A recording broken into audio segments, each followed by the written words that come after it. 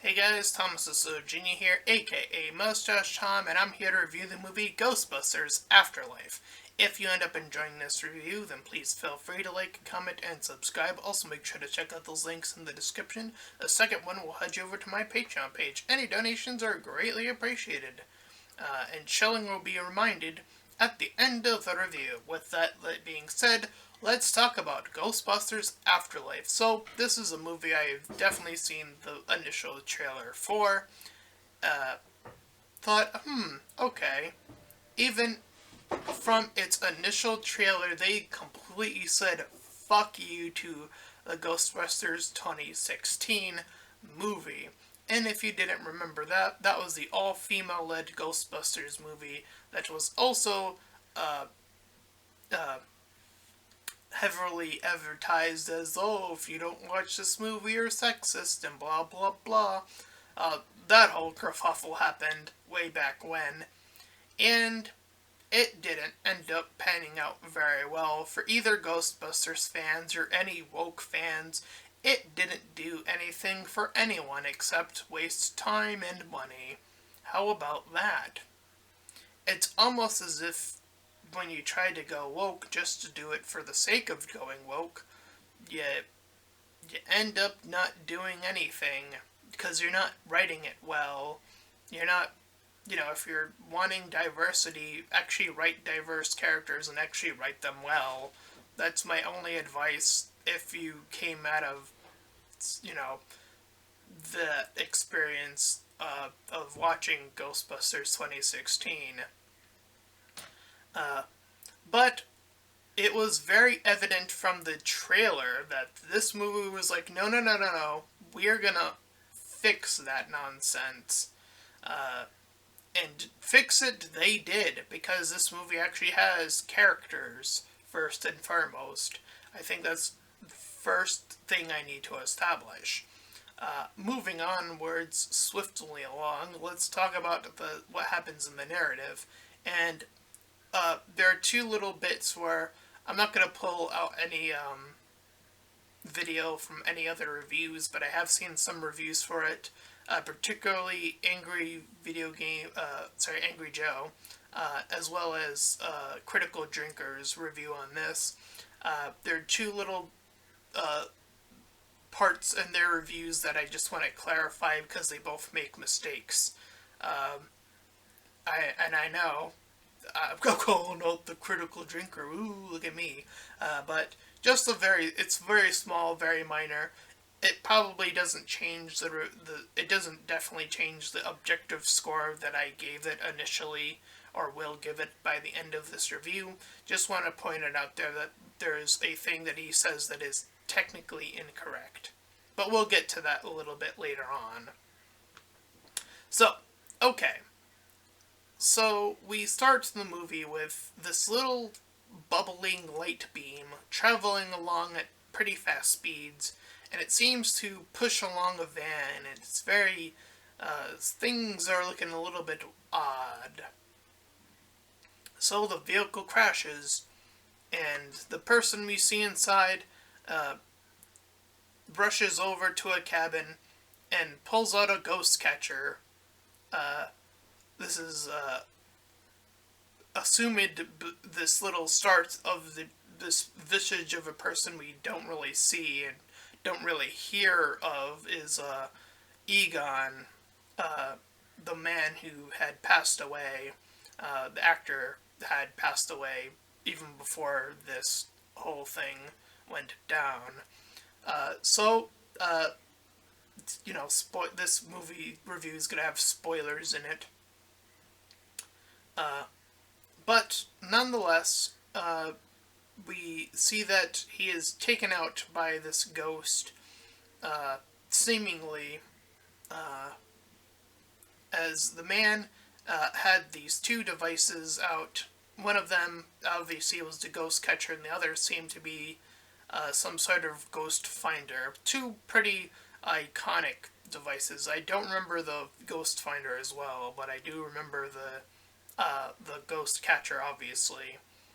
Anyway, we cut to the present day where we meet our hero, or characters, Phoebe and her brother Trevor and their mother, who is, we cut to them traveling as they are now assuming the house that has been left behind by them, or for them, I should say, as their whole situation is not great, so they're trying to find a place to settle down and just make a living, a new living for themselves. So much so that they have, or Phoebe, our main character, has to lockpick her way inside the house. And as they're settling in, an earthquake occurs, and it's bizarre. Or it's not bizarre yet, I should say, but for future reference, it ends up being bizarre. And we eventually see her spot the second device, the ghost finder she finds. And as she's sort of messing around with it a little bit, we see this old woman come in, and I believe this is supposed to be Janine from the original sets of movies, played by the same actress, if I'm not mistaken. So she tells them a little bit about the house or something. She says something. I'm not entirely remembering what her role was. I just wrote that's who she was in my notes anyway. All the while, Trevor, his whole deal, his character isn't as fleshed out. He's trying to get a job, and he ends up finding this girl that he has a crush on. That's essentially the and briefly, he does technically find the car. I do want to point that out just to say that he does a thing in the movie, but his character isn't as well fleshed out as Phoebe, or who we'll meet very briefly. He kind of gets backtracked even further behind the mom and who we're also going to meet later on. Just to point out that is a flaw that most people are definitely going to point out, that his role is way less significant in this movie. Anyways, so as they're doing that, we see him almost find the Ghostbuster car initially, but he doesn't quite find it fully. And Phoebe starts to notice some weird things as she's looking at this chessboard that's in the main room, and she notices that one of the pieces has moved. So she decides to move one as well and leave it at that. So the two of them go to school, where we meet Mr. Groomerson. He seems to have very little interest in teaching, as he puts on a movie instead. But here at the back of the class, we see Phoebe meet her fast friend in the character literally named Podcast, who starts, a podcast. Pretty odd name, and for obvious reasons, that almost feels very cartoonish to name a character based off of the thing they do, or, or they might have been found during an apocalypse, perhaps. So, it has a very old school charm to it, and in fact, he seems to have a very old school personality to him. Anyway, Groomerson is on the down low more of a Scientologist, or someone who studies earthquakes. I'm not sure what the technical term is. I know they say it in the movie, but I didn't write it down exactly. But anyway,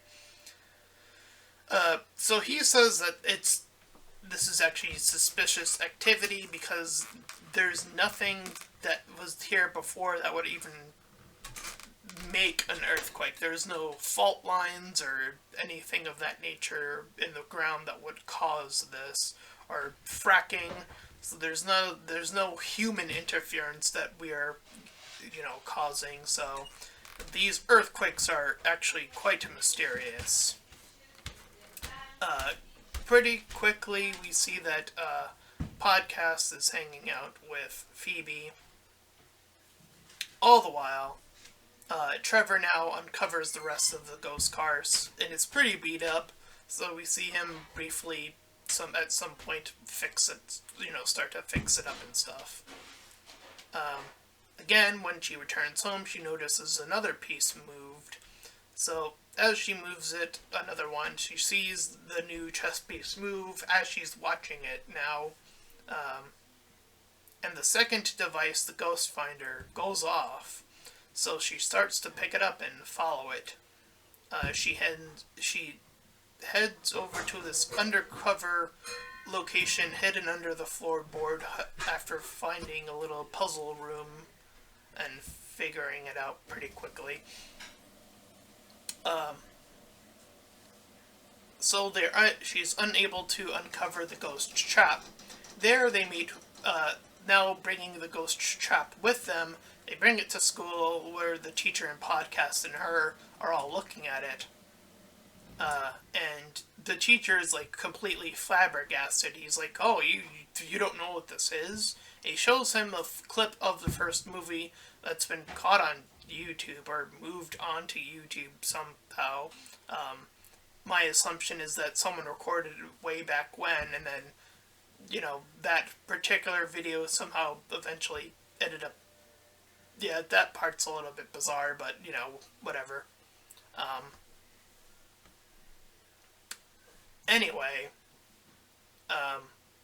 but what's important here is that the number of the number for the Ghostbusters is shown to us.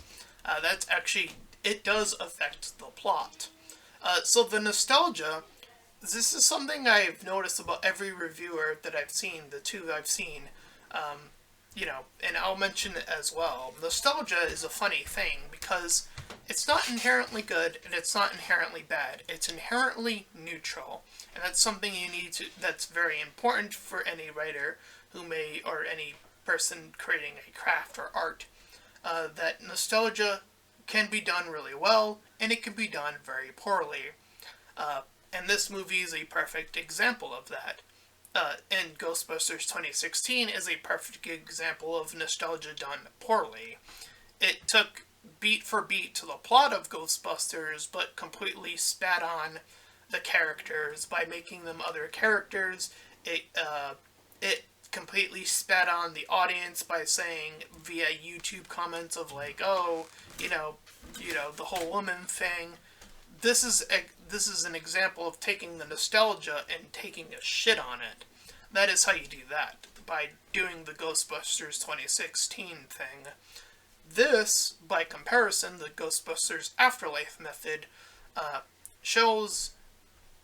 it does show the nostalgia, but it's a part of the plot. And that's something I noticed none of the other reviewers mentioned, which is odd. They keep saying like, "Oh, the nostalgia's still a bit it's still a bit intrusive, but it's a part of the plot."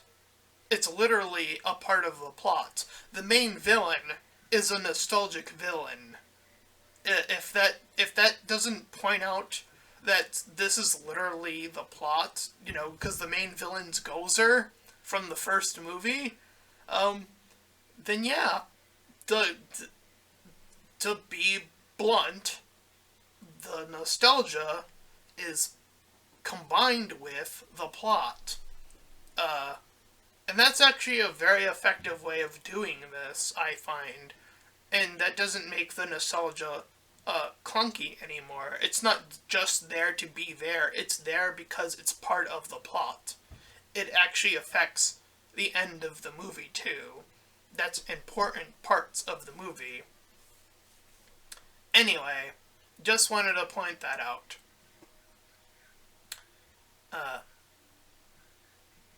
So they're at their own house, and, the mom and him and the teacher are starting to mingle awkwardly. We learn, again, a little bit about Gozer through this book. We get a very brief summary of how he functions in this as well. We don't need to know much about him other than he's like an Ender Worlds kind of character, so Gozer was never a complicated being as far as I'm aware of, so I'm not too upset about him being, or him or her, I should say, depending. I'll refer to Gozer as an it, for simplification's sake. They go over an ancient map. The teacher's super excited about all this stuff that's out of her place, and she seems to have no interest in any of this. Meanwhile, Phoebe follows the tracker sliding down a pole. She finds the classic suits. She's guided over to these lights that guide her over to again and as she's continuing her little investigation, she's looking over the second Ghostbusters video. Again, that's where she got the number from. And the mom tells her that she's on a date with the teacher. And Phoebe's like, ugh, I'm throwing up on the inside. That's nasty. So, here, after that little bit, we see them head outside, and the two of them, her and Podcast, try to figure out how to make the proton blast work. They get it to fire after turning on some switches, and they fire it, and they nearly destroy it. They do destroy an entire vehicle. And I heard, Angry Joe mentioned this about like how they suddenly know how to, work this device. I mean, to give this movie some leeway, I'll say, in its defense, the device itself isn't overly complicated. I mean, she flips a few switches. It doesn't seem like something that's overly complicated to figure out. It's not like some sort of complex puzzle or something. And again, she kind of just fires it. I wouldn't say that she suddenly knows how to use it quite yet, except other than firing it. Just because you know how to fire a gun doesn't mean you're gonna get a headshot, for example. That's the, comparison that I would make. And again, firing a gun isn't a complicated thing, just to make that comparison full. It's not that complicated at all. You pull a trigger, if the safety's off, obviously, but point being, it's not something too complex, so I'm not gonna give guff over her figuring out how to use it. Anyway, so they hear a noise, however, and this is the most important part of the movie. And Angry Joe, I'm not gonna show any clips. Just trust. You're gonna have to trust my word to watch his review. I'm not gonna pull up the clip. But he mentions how this particular scene with their first ghost is completely pointless. No. Just no. Come on, you gotta work a little bit harder on your reviews, people. So I'm gonna give a little bit of guff on Angry Joe's review at that point, because at some point he does mention how this first ghost setup that they meet is a pointless scene. Let me tell you all the things that this scene accomplishes. First, and most importantly, as I just mentioned, it's their first ghost, Phoebe and Podcast. They're getting into the whole Ghostbusters scene. They've now seen their first ghost, and they're trying to fire at it, knowing how to fire the gun. But here's the second most important part of the scene: they fail. That is very important, because it shows a progression in the movie. Whereas in the end of the movie, it took everyone giving it their all, putting in all the devices, just to get it, just to save the day. And here, again, the progression from that point to the point we're at now is quite significant, mind you. So, again, it's super important that we see a little bit of failure. That isn't slapstick comedy, by the way. It's In fact, the ghost is also quite threatening as it's shooting these little needle thread things at them, and they're hiding behind this little cover. So, very important scene. Also, the scene also, the ghost itself is also important because the ghost that they unlock later on is this very ghost, which unlocks a thing that they are unable to unlock on their own, and the ghost was able to chew out these metal bars that gave them access to more tools that they could use at the end of the battle. So this scene accomplishes so much. Again, I would argue that it's actually the most important scene in the entire movie because it glues the first act of the movie to the end of the movie. It's the glue. It establishes a lot as well. So yes, very important stuff. Again, I just want to point all that stuff out. So I'm not, missing on anything here. Let's see. So the ghost escapes. So they fail. Again, which is important. Now, we cut away to Trevor, who gets the ghost car to work. And he drives it over, and he manages to get to both Phoebe and Podcast pretty conveniently, I will admit. So now the three of them, together, are chasing after the ghost. All the while the mom and the scientist are at their dinner date.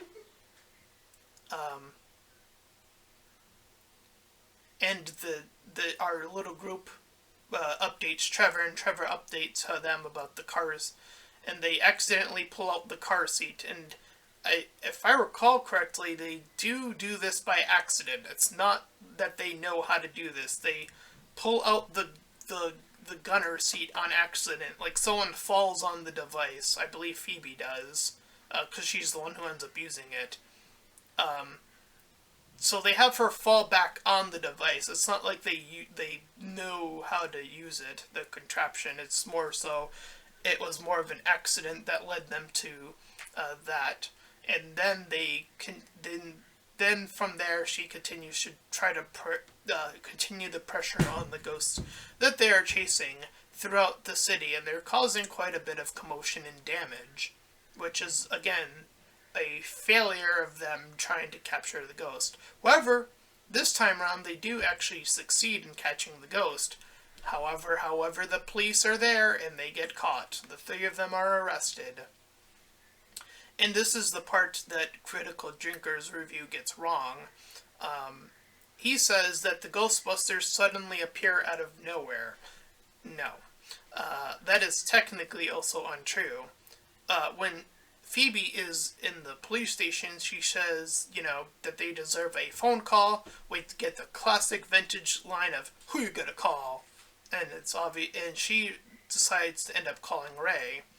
And the first thing she does is tell them their location. And then he's about to hang up, and then she goes on and on about other things. And the last thing she manages to blurt out before the guy ends their call is that she is the granddaughter of Igon.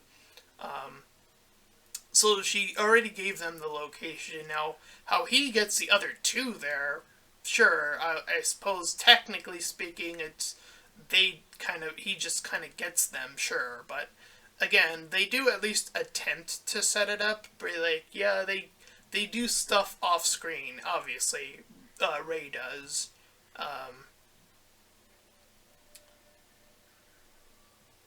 Anyway, so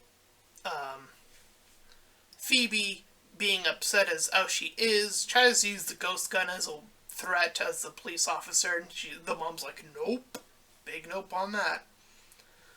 They return. The mom, after picking them up, brings them back home, gives Gary a kiss when they go home. And then we cut to a bit of a cutaway where we follow him for a little bit as we enter a Walmart of all locations. And we're seeing the advent of more ghosts popping out. We only see three major ones: the skeletal figure we see at a store. We see the little mini marshmallows that are obviously a reference to the big marshmallow in the. I think that's the first movie. I think it's actually the first two movies. Marshmallows in both of them. But now in this one, we get these little mini marshmallow demons that are very cute. I won't deny that.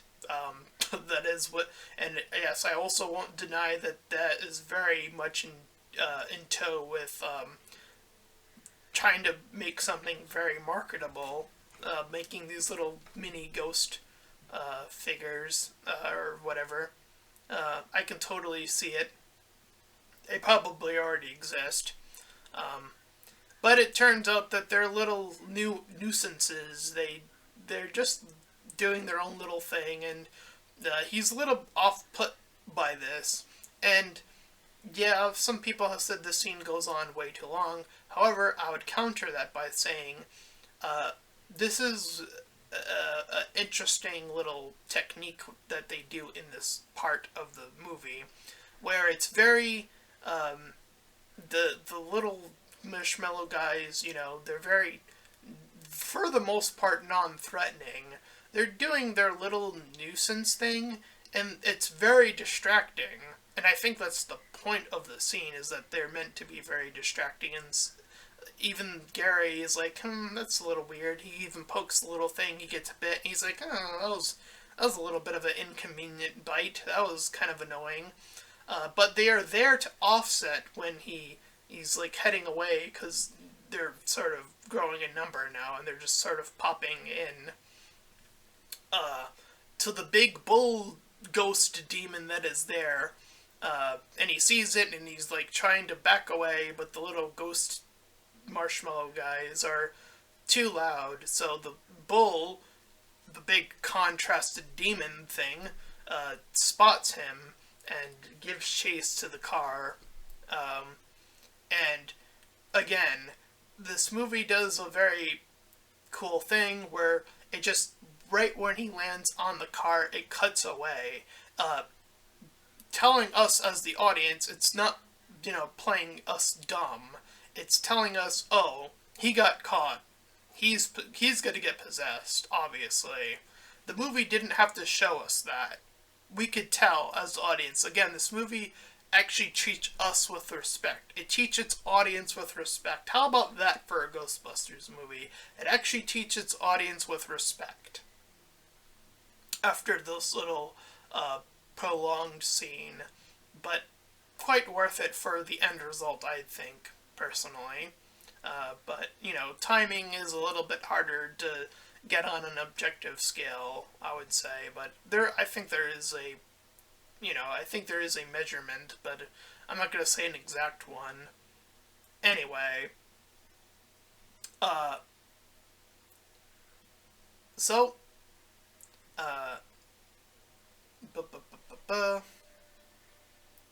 the kids go over the map. The girlfriend is with Trevor by now.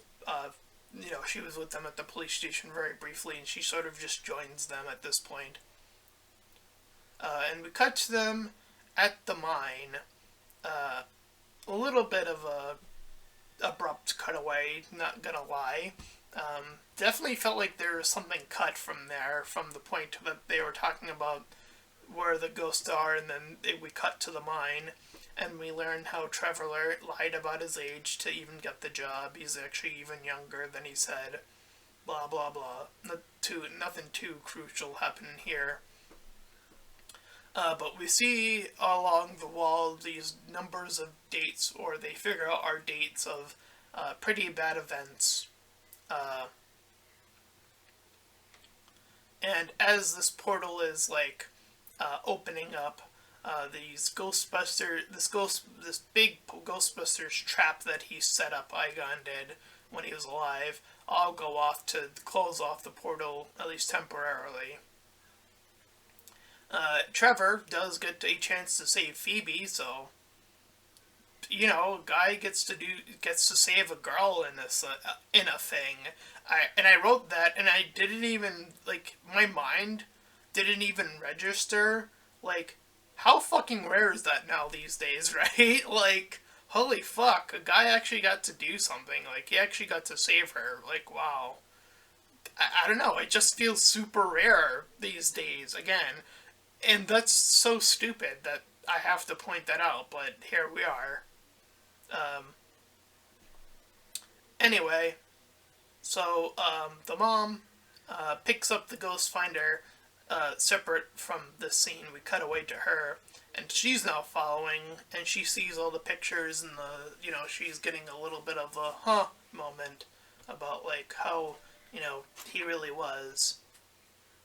So we see a smoke cloud heading down, however, and she gets taken over by one of the other demons, Zool, as it's named.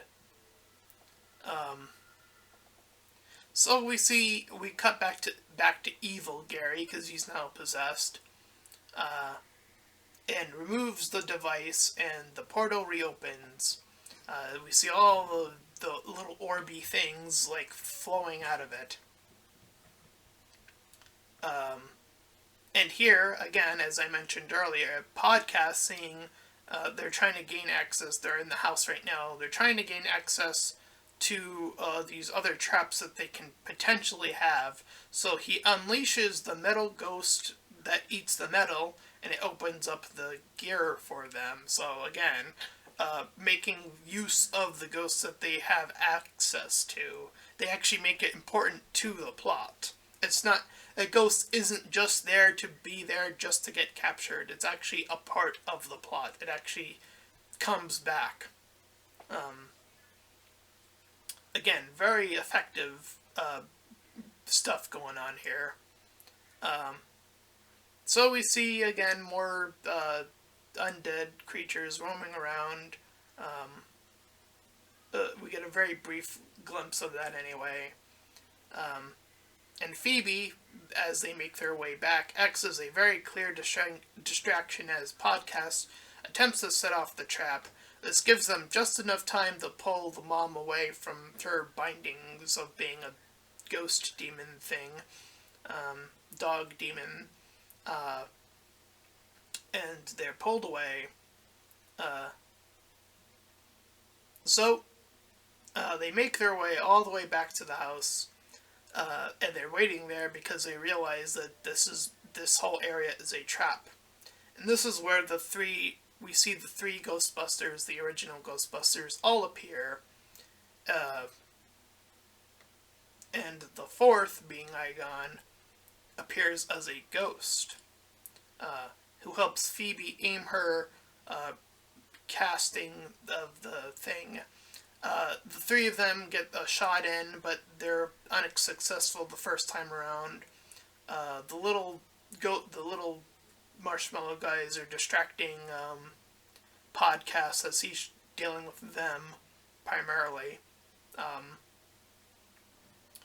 And Trevor is also trying to shoot from where he is, also in the vehicle. He manages to fire at the generator, which powers up the trap area. So they all blast at it, with the trap area also being affected. So they have super mega power all gloomed up. And this is what it takes to, again, save them and save the day and save the world. And of course, they get their last goodbyes with Igor or Igon, or I think I misspoke his name, but whatever. Point being that they all get a final farewell to the character. They all get to look at him, and they say their goodbyes, and it's a heartwarming moment. And he gets to even, once he hugs his family, he gets to ascend into the heavens. And we cut away, as the movie pans on up, we cut away to the credits, and then our after credits, which I actually didn't even know that this movie was going to have, so I didn't know what they were. So I won't talk about those. because I forgot what the other reviewer said and I'm not going to make something up.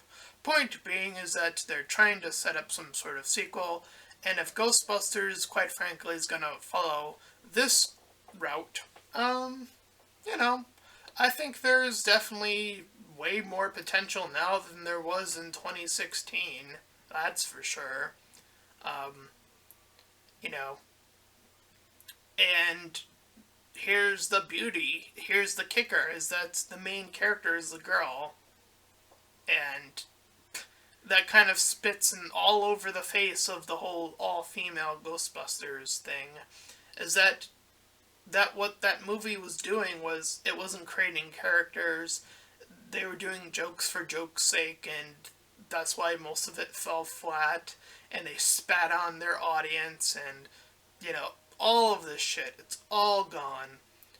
And no one's going to care. That movie is, as far as I'm concerned, that movie is fucking erased. That movie is fucking gone from the history of history. This movie has replaced that movie in every conceivable way.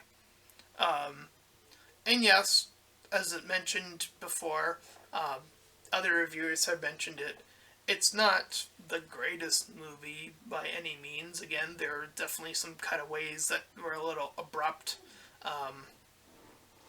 And some of the characters, obviously Trevor / his girlfriend, don't get a lot of potential or a lot of screen time. But outside of those two complaints, there's actually not a lot else I can officially complain about, or nothing that I find wrong with this movie. And that is actually pretty impressive, I would actually argue. That most of the characters are have something going on. So 2 out of the cast, are less significant, which again, it's unfortunate, but I would probably still give the entire movie an 8 out of 10. Yes, an 8 out of 10. I'm actually gonna go higher than most reviewers because I actually gave it some thought and some process about how well established and how crucial some scenes are, and how, again, it's not just nostalgia. The nostalgia affects the plot. It's not just there to be there. It's there for a reason. It's there to contact the original Ghostbusters. It's there to bring them in. It's there because they needed all of that power from all of the Ghostbusters OG and the new crew and the trap on top of all of that just to save the day. At least that's how it's presented to me. So yeah, everything on that level, it stacks on top of each other, and when you do that so effectively, it does alleviate some of the issues here and there. Onset of the, some characters don't get as much in terms of character, which is always unfortunate. But again, for the most part, I feel like every other character is done pretty well. There's something about each of them that I could say. And as far as the plot is,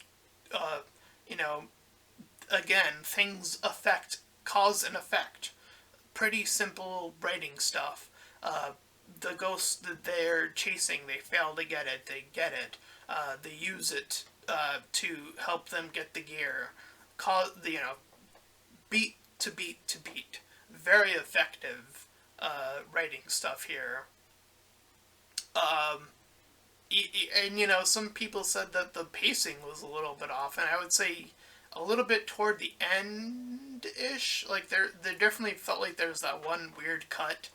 But outside of that, I didn't feel like this movie... Yeah, I would still say it could have been longer, but again, if longer is the biggest complaint I can think about outside of some of the character work, that's actually really, really good. In terms of, like, if you want more, that's often used more to me as a compliment of, because there's actually things that are effectively good that you're like, oh, I want to see more of this. So yeah, very good movie.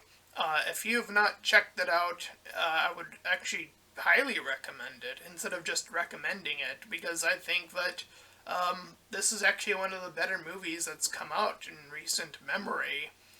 So that's my full review of Ghostbusters Afterlife. If you ended up enjoying this review, then please feel free to like, comment, and subscribe. Also, make sure to check out those links in the description. One will head you over to my Discord server, the other to my Patreon page. Any donations are greatly appreciated. Until next time, everyone, bye-bye.